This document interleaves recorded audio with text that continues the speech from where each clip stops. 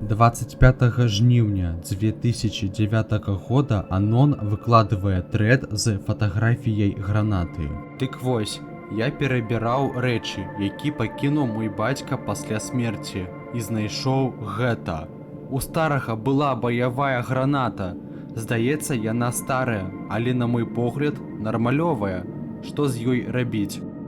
Адзін фарчанец напісаў пост пад гэтым трэдам. Дазволь мне паглядзець на дно гранаты. Анон выкладывае фота дно гранаты.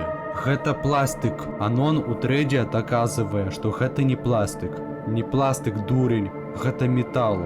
Далей ён выкладывае, як кідае гранату ва ўнітаз.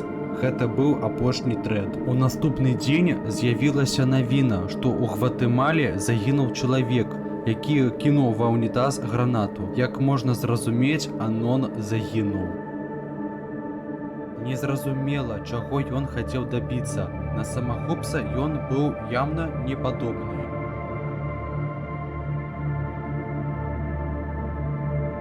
24 красавіка 2013 года Анон выкладывае трэд і фота, што ён схаваў нейкі сюрпрыз у заброшкі. Пачатку яму мала хто паверыў, а некаторыя лічылі, што ён пад забароненымі рэчамі. Анон выкладывае фота чалавеческай рукі, рады цікавасці, каб хтосьці прыйшоў. Таксама напісаў такое: маленькі сябар, улядай, чаму ніхто не ідзе? Бачыце, ён выкладывае фота разлажчонага цела.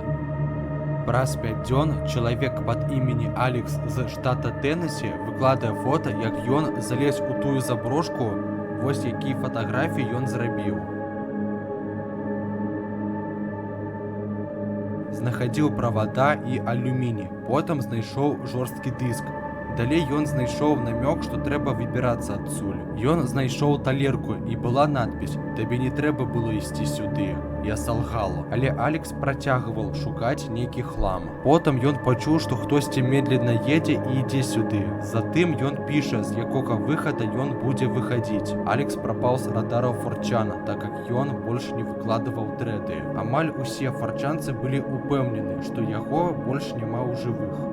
Хаця ёсць меркаванне, што гэта ўсё фейк і што гэта інтэрнэт-легенда.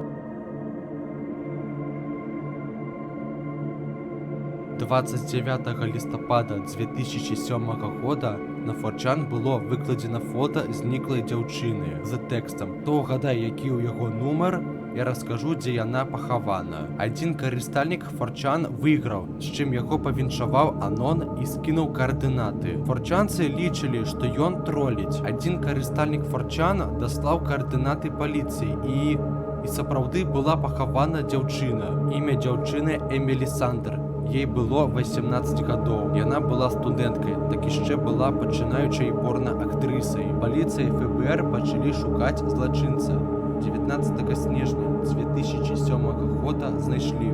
Яго імя Ізраэль Марэлес, родам з Мексікі. У США ён быў абвінавачаны ў забойстве і згвалтаванні. 31 сакавіка 2010 года быў асуджаны на пажыццёвае зняволенне без прав на датэрмінавае вызваленне.